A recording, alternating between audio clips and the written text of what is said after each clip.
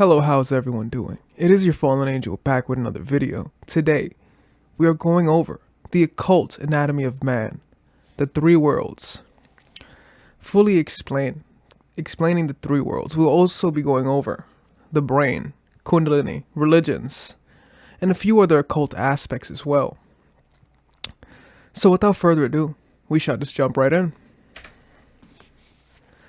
According to the mystery schools, the human body is divided into three major parts, and in analogy with this, the universe without is said to be composed of three worlds: heaven, earth, and hell. Heaven is the superior world, and for some unknown reason, is supposed to be above.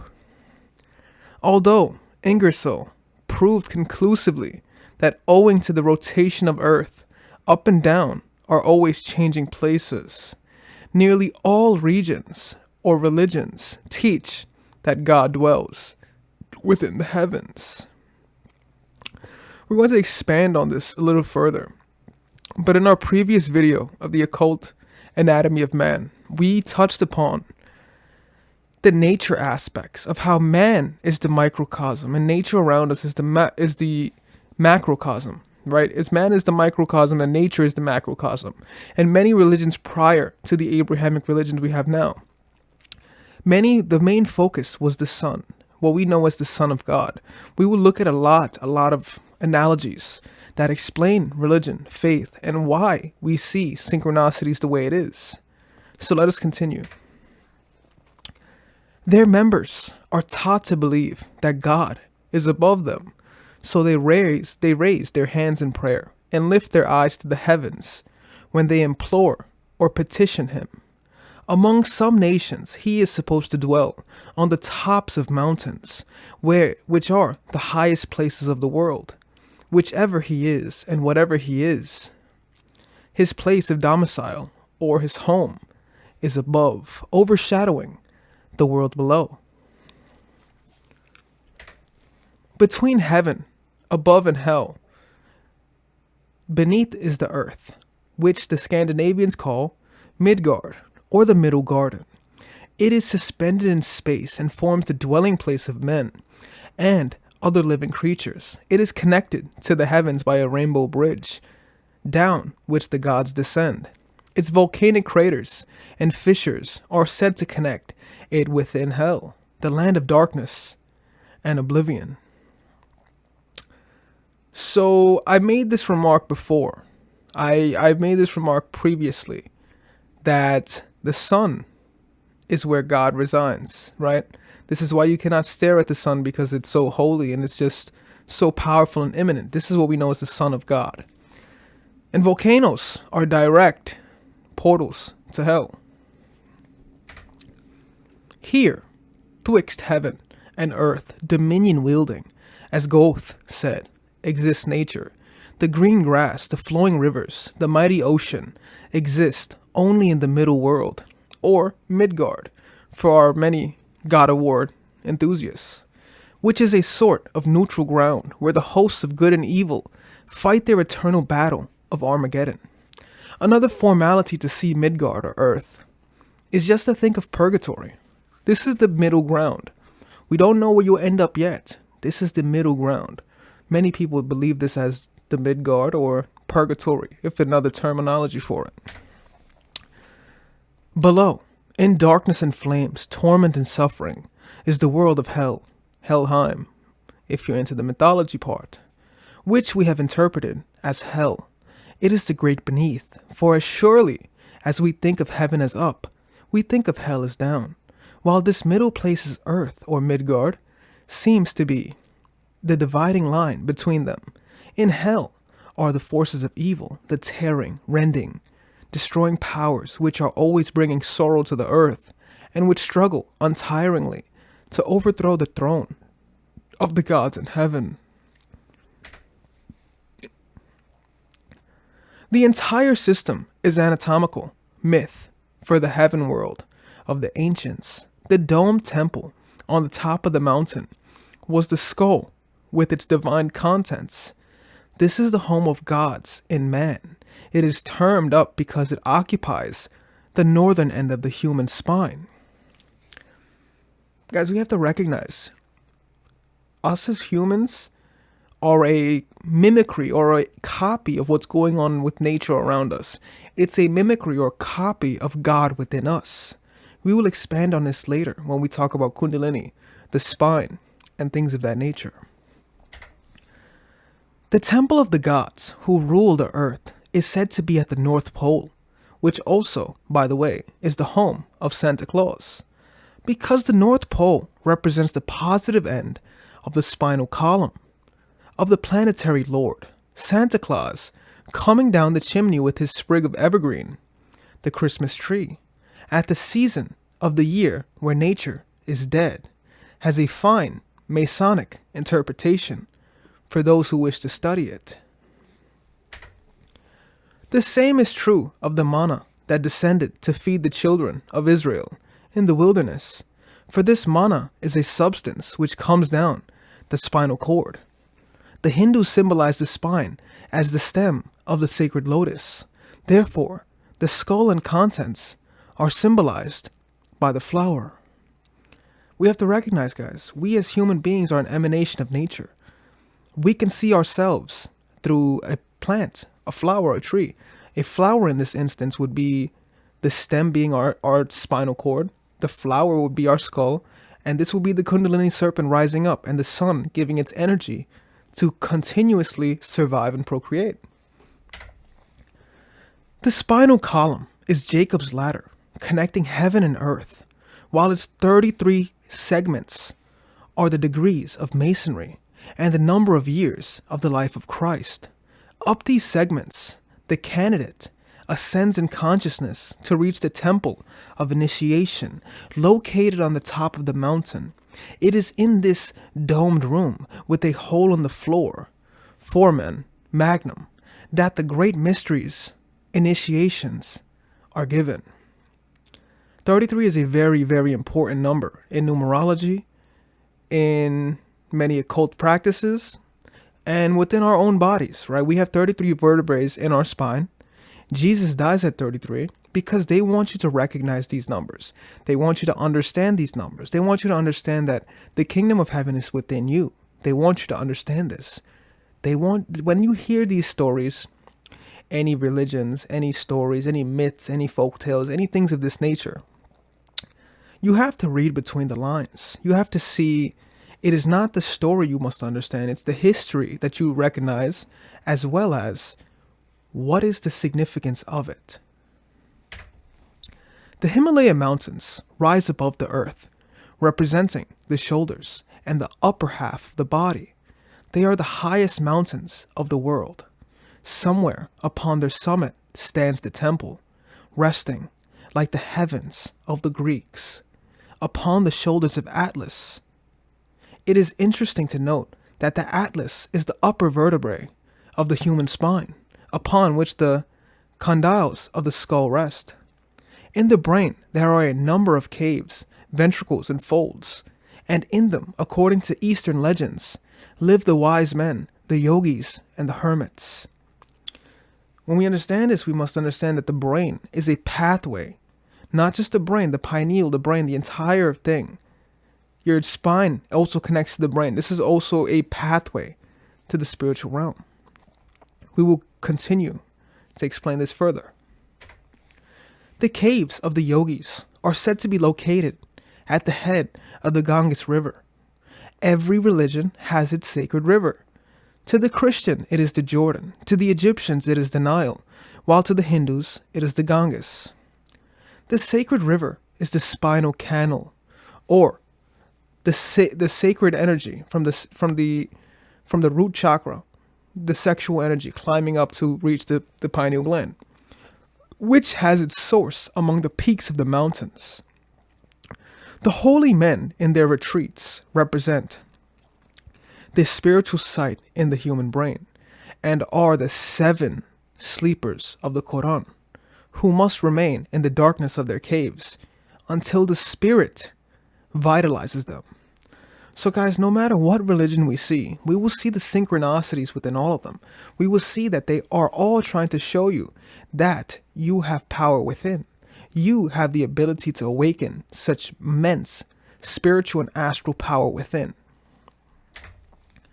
The brain is the upper room referred to in the Gospels, where Jesus met his 12 disciples, and it is said that the disciples themselves represent the 12 convolutions of the brain. It is these 12 convolutions which later send their messages by the means of the nerves into the body below to convert the Gentiles or preach the gospel in the Middle Earth. The 12 is also a very significant number, right? 12 is what we also see as half a day, 12 hours. We also use 12 for our month system. Disciples, the 12 zodiacs that rule over us and have a major effect on our being. The stars and the planets have a major effect on one's being, whether it's a major benefic or a major malefic. Feel free to check out planetary rulerships on this channel as well to get a deeper thought on this as well. The 12 convolutions gather together around the central opening in the brain, or what we know as the third ventricle, which is the holy of holies, the mercy seat, where between the spreading of wings of the angels, Jehovah talks with the high priest, and where both day and night the Shekinah glory hovers. So for the many that does know what the Shekinah is, or the Shejinah, this is the female emanation of God, right? This is the top of the pyramid as you see here, right? We have the 4 archangels, Gabriel, Raphael, Uriel, and Michael, and at the top of it is the Shekinah. From this point, also, the spirit finally ascends from Golgotha, the place in the skull.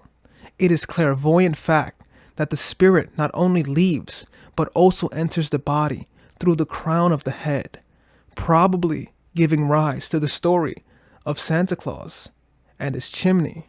Once again, guys, we have to read these stories and all these folk tales and things of that nature. Read between the lines. Look for the symbolism, right? We have to see the symbolism behind it, the numbers, the science, what they're trying to really paint an imagery behind. The Trinity in man lives in the 3 great chambers of the human body, from which they radiate their power through the 3 worlds. These centers are the brain, the heart, and the reproductive system. Really quickly, the brain is the neocortex, the limbic system, the reptilian brain, this powerful electromagnetic current. The heart, with its 4 ventricles and aortic systems, pumps out the blood to make sure you can move and do the things that's necessary. The reproductive system, right? Using this sacred sexual energy to make sure you have a desire, you have a passion, you have lusts and things of that nature as well. So these 3 intertwined are the 3 great worlds within us. Like we explained, there's the great 3 worlds of the world: heaven, hell, and earth, or Midgard. For human beings, the direct reflection within the microcosm is the brain, the heart, and the reproductive system. These are the 3 main chambers of the pyramid, and also the rooms in which Ark given the entered apprentice, fellow craft, and master masons degrees of Blue Lodge Masonry. In these 3 chambers dwell the Father, the Son, and the Holy Ghost, what we also know as a Holy Trinity, who are symbolized by the 3-letter word, Om. Om is a very, very powerful mantra to generate the power within you. The transmutation, regeneration, and unfoldment of these 3 great centers result in the sounding of the lost word, which is the great secret of the Masonic order. From the spinal nerves come impulses and life forces, which makes this possible. Guys, the sexual energy is what is giving impulses and making life forces. This sexual energy is what makes desires. This sexual energy is creating life force, because man and woman brought you here today. Therefore, the Mason is told to consider carefully his substitute word, which means the marrow of the bone. In the cerebellum, or posterior brain, which has charge of the motive system of the human body and is the only brain developed in the animal. So guys, feel free to check out our triune brain. We get into real depth going over the cerebellum, what we know as the reptilian brain, the limbic system, the neocortex that the humans have advanced, and this is our supercomputer. This is what differentiates man from human from animal, is our massive, immense supercomputer, also known as our neocortex. The human body, and is the only brain developed in the animal, is to be found a little tree-like growth, which has been symbolized by a sprig of acacia, and as such is referred to in the Masonic allegory. So in many Freemasonry realms, societies, classes, there is certain symbols that correlate with the light body. They have many, many symbolisms that refer back to the light body. The two lobes of the cerebrum were called by the ancients Cain and Abel, but we know this as the left and right hemisphere, and have much to do with the legend of the curse of Cain, which is literally the curse of unbalance. For the murder of the spirit of equilibrium, Cain is sent forth, a wanderer upon the face of the earth. We also must recognize, guys, these two hemispheres, while the corpus callosum does a good job to make sure these two are intertwined, a lot of people become dominant in one sphere. We'll break this down even further. I have in my possession a very remarkable skull, which originally rested on the shoulders of a homicide. It is of a high organic quality, but bears the curse of Cain. This individual had a grudge which he nursed very carefully. Nursed grudges sometimes become very dangerous things. This person swore that when he met a certain man, he would cut his heart out and throw it in his face. A number of years passed, his hatred grew, and at last, meeting his enemy, he attacked him and fulfilled his threat. He was hanged for this crime, but the skull bearing the testimony to the brain reveals a very, very interesting fact. The right half of the brain is under the control of Mercury, the planet of intelligence, and as a result of the crossing of the brain nerves at the base of the skull, it rules the left side of the body, the left half of the brain, under the control of Mars, what we know as a greater malefic. The spirit of anger and impulse rules the right side of the body, and likewise, the strong right arm. Guys, we understand that the brains, the hemispheres of the brain, coincide with handedness. If you're left hand dominant, you're more than likely right hemisphere dominant as well. If you're right hand dominant, you're also left hemisphere dominant. Now, while there's nuance to this, for the most part, society as a whole wants their individuals to be right hand dominant, because this is the logical side and this is more of a worker side. The left hand side is more of a creative flow. It's more of a adaptive creative flow, while you can still use both hemispheres greatly. This left-handedness ties into the right hemisphere brain. As the result of his hatred and the rulership of Mars, which grew out of that hatred, the left rear side of the brain is fully twice the size of the right side. The individual allowed Mars to control his nature. The impetuosity of Mars ruled him, and he paid with it his life for the mark of Cain. Now, what we must also recognize is human beings have been cursed. Originally, even Freemasons understand that when human beings were first created, they were created as intersex. They were created as man and woman. They were both, right? They had the ability to just be both. They had both genitals and they were both. This curse of splitting it down the seams, making 50-50 man and woman, is a curse that humans have been laid out with. This is one of the cards that have been laid out with. Science knows there is a very narrow line between genius and insanity. For any dominating vice or virtue, man must pay with unbalance. Unbalance always distorts the viewpoint.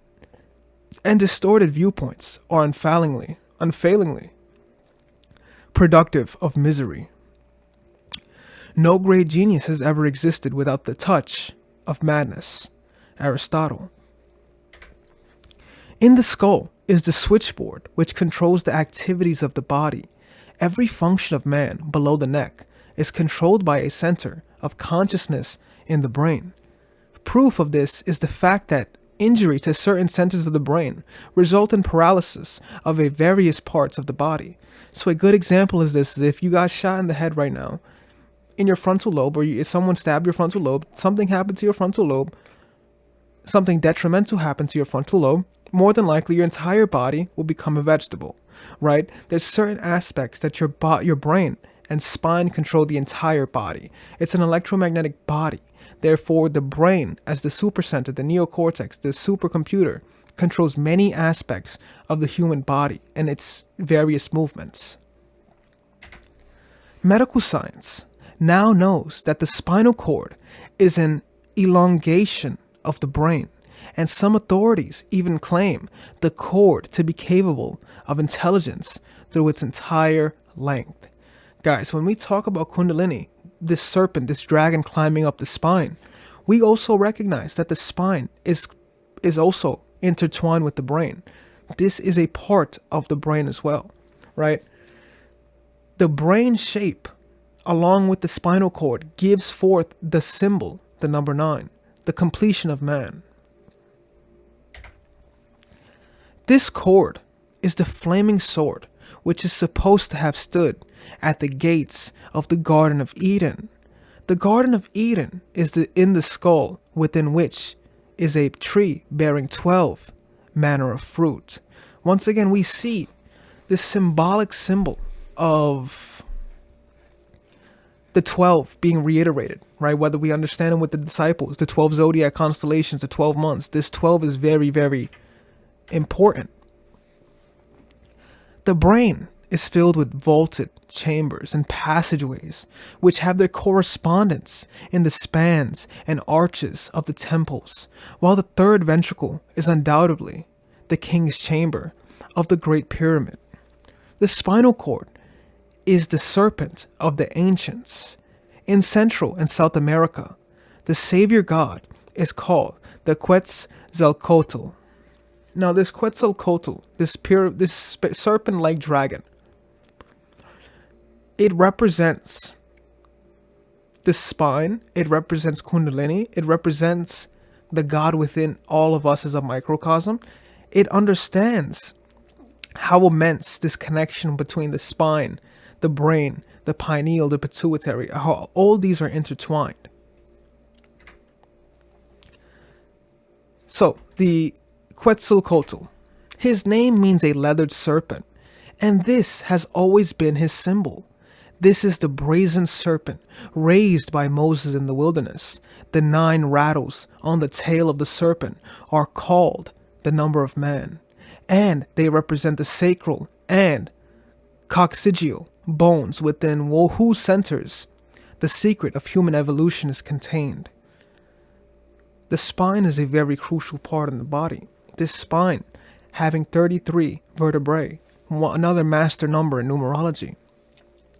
The coccygeal, this end point, is the tail of a dragon or a tail of a serpent climbing all the way up to the brain. The brain is intertwined with the spine. Every organ of the physical body is reproduced in the brain, where it can be traced by the law of analogy. There are 2 embryonic human forms, one male and the other female, twisted together in the brain. These are the yin and yang of China, the black and white dragons biting each other.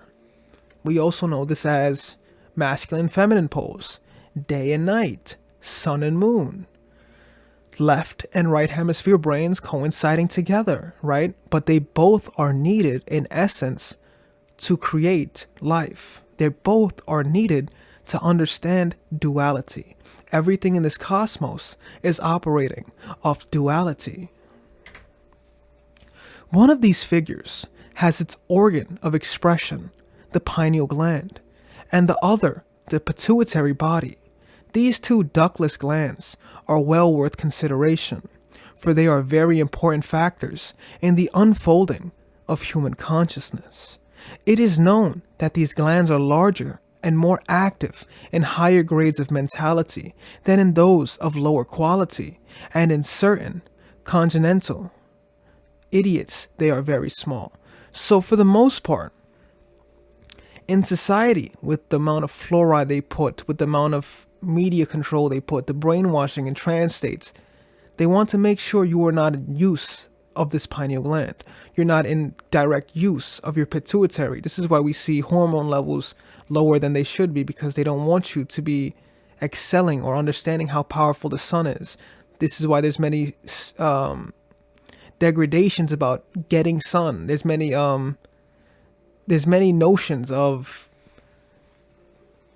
many bad notions going on hormone wise. There's many bad notions going on with the pineal gland as well, right? But for the most part, to be truly spiritually intertwined, you should have both of these working well for you. These two little glands are called the head and the tail of the dragon of wisdom. They are the copper and zinc poles of an electric circuit, which has the entire body as a battery. Now, this is a great way to understand this, right? The entire body acts as the battery, while the pineal and the pituitary act as the electric circuit, or what we see here as copper and zinc, right? They're the ones creating this experience. They're the ones with the pineal having its light apparatus, right? It's formulating how you perceive. It's also creating circadian rhythm. The pineal operates with the circadian rhythm as well. The pituitary is also your desire, your drive in life, right? Creating the sexual hormones within you. This is your desire and ambition in life.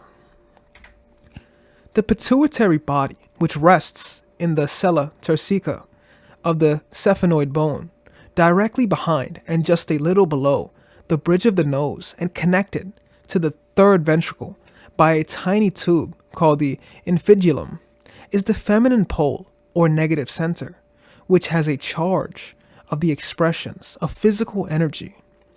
Its activity also regulates to a large degree the size and weight of the body. The pituitary has a great aspect on understanding what you need, what your body needs to regulate. It also has its ties with the circadian rhythm as well. For what time should I make testosterone? What time should I make estrogen? What time should I release this and that are essential to the human body? It is also a thermometer revealing disorder in any other of the chain of the ductless glands. Endocrinology, the study of the ductless glands and their secretions, is still in its experimental stage, but someday it will be revealed as the most important of all medical sciences. So it may not be seen as one of the most important now, but at some point, these two ductless glands are the most crucial little raisin-like shaped little glands that may seem small compared to the others, literally small compared to the other lobes, but it has a massive, massive effect on human activity, human circadian rhythm, human spirituality, and things of that nature. The pituitary body is known under the following symbols: by the ancient world, the alchemical retort, the mouth of the dragon, the Virgin Mary, the Holy Grail, the lunar crescent, the laver of purification, one of the cherubim of the arch, the Isis of Egypt, the Radha of India, and the fish's mouth. We see a lot of feminine aspects. We see how this activates as the negative pole. It may well be called the hope of glory of the physical man.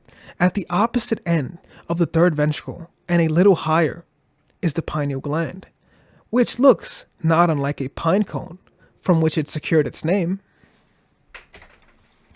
Sir Ernest Alfred Wallace Budge, keeper of the Egyptian antiquities, in the British Museum, mentions in one of his works the Egyptian custom of tying pine cones on the top of their heads. He states that in the papyrus rolls, these cones are fastened to the tops of the heads of the dead when taken into the presence of Osiris, the lord of the underworld. We have to recognize this. This is all symbolism. This is all reading between the lines and seeing how pineal is the gateway to the spiritual. It's the gateway to the third eye. It's the understanding that the kundalini from the spine, from the coccygeal, rising all the way up to the pineal, right? All through those 33 vertebrae. This is what's so symbolic of understanding Jesus. It's so symbolic of understanding Hinduism, Brahman, Buddha, understanding how all of these are intertwined. Undoubtedly, this symbol referred to the pineal gland. It was also custom of certain African tribes to fasten pieces of fat to the top of their heads and allow them to melt in the sun and run down over them as part of their religious observances. So guys, this has been going on for many, many generations, many, many different cultures, many, many different ethnicities, many, many different cultures, ethnicities, races, all understanding how powerful the sun is, how we are a microcosm, whether it be in a different formality. It is all synchronized, right? It's all syncing up. They're all understanding how powerful the sun is and how the sun is also the son of God. They also recognize this understanding of how the sun is the basis for everything that goes on with nature and man. We have to understand this, right? We have to recognize how important and crucial this symbol is. Also, if you want to understand pineal gland meditation, that is also on this channel as well. It is interesting that the American Indian should wear his feather, which was originally symbolic of spiritual perception, in the same place where the Christian monk shaves his head. The Hindus teach that the pineal gland is the third eye, called the eye of Dhamma. It is called by the Buddhist the all-seeing eye, and is spoken of in Christianity as the eye single. Now, for many of us, we know what a dollar bill looks like. We all know what a Benjamin Franklin looks like. We all know what a $100 bill looks like. Now, if you were to flip this over, you can see this all-seeing eye at the tippy top of the pyramid, right? This represents this third eye, but it also has its own symbolism as well in Freemasonry as well. We are told that ages ago, the pineal gland was an organ of sense orientation by which man cognitively entered the spiritual world, but that with the coming of the material senses and the two objective eyes, it ceased to be used, and during the time of the Lemurian race, retreated to its present position in the brain. It is said that children, recapitulating their previous periods of evolution, have a limited use of the third eye up to their 7th year, at which the time the skull bones grow together. Now, this is another symbolic number we look at. A very crucial time in a child's life where things are clairvoyant, clairaudient. They see things, it's very lucid, it seems very enjoyable, etc. This is because it seems that their pineal and their third eye is already awakened at that 7th year with this 7th chakra, right? But as time progresses and they become more material, it seems that they aren't using it as crucially, right? This is why we originally understood that the pineal have light receptors. And many will ask, why does that little gland in the back of the brain have light receptors if it's not the two eyeballs that are seeing light apparatus, right? It's because of the circadian rhythm. It's because it's direct linked to the spiritual plane. This accounts for the semi-clairvoyant condition of children who are far more sensitive than adults along psychic lines. The pineal gland is supposed to secrete an oil which is called resin, the life of the pine tree. This word is said to be involved in the origin of the Rosicrucians, who were working with the secretions of the pineal gland and seeking to open the eye single. For it is said in the scripture, the light of the body is the eye. If therefore thine eye be single, thy whole body shall be filled with light. We recognize this as we are a light body. We are a light being. This third eye can get awoken, right? Now, we explained that children are able to, at the age of 7, this resin-like substance is flowing upwards, because not only are they recognizing this and everything is finally developing, right? We can still do this as adults as well, but it takes time and practice from removing any external materialistic views or external brainwashing that has been done over time. But it takes time to overcome these things.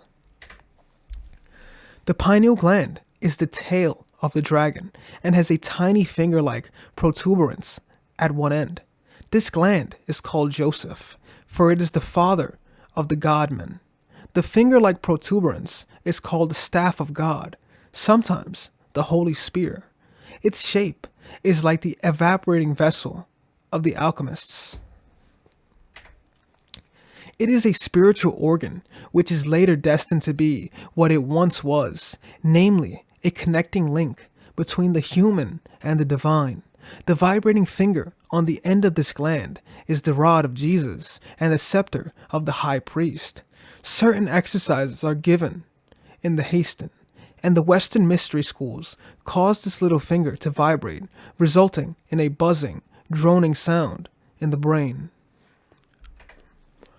This is sometimes very distressing, especially when the individual who experiences the phenomena, in all too many cases, knows nothing about the experience through which is passing. Many people don't understand this direct link between the spiritual and the human being, right? They just think it's about survival and then one day we all die. But it is all a collective journey. It is all a spiritual journey. It's all a journey for you to receive moksha. It's all a journey for you to recognize spirituality in any shape or form. It's all about liberation at the end of the day. And awakening this third eye will help you see synchronicities further. In the middle of the brain and surrounded by the convolutions is the third ventricle, a vaulted chamber of initiation, and it sits three kings, the three great centers of life and power, the pituitary body, the pineal gland, and the optic thalamus.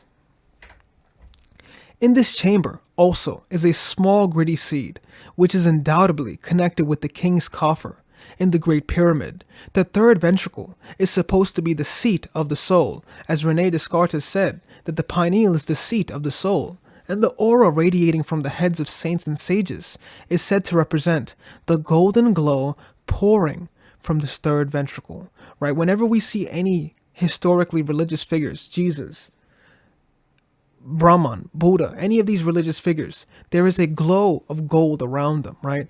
This is this glow pouring around you when all chakras are awakened and this pineal is lit up. There will be a glow around you. This is also the aura that you will be radiating from your head that will not be seen through light apparatus.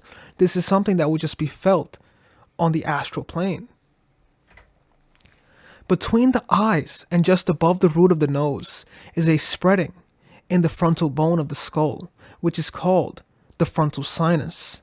The slight bulge caused by spreading of this bone is known to phrenology as the seat of individuality.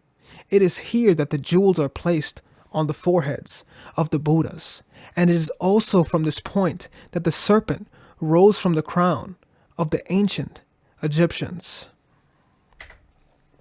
Several of the mystery schools teach that this is the seat of Jehovah in the human body, while his function is through the generative system. His center of consciousness, as a part of the spirit of man, is supposed to be located in a sea of blue ether called the veil of his, in the center of the frontal sinus.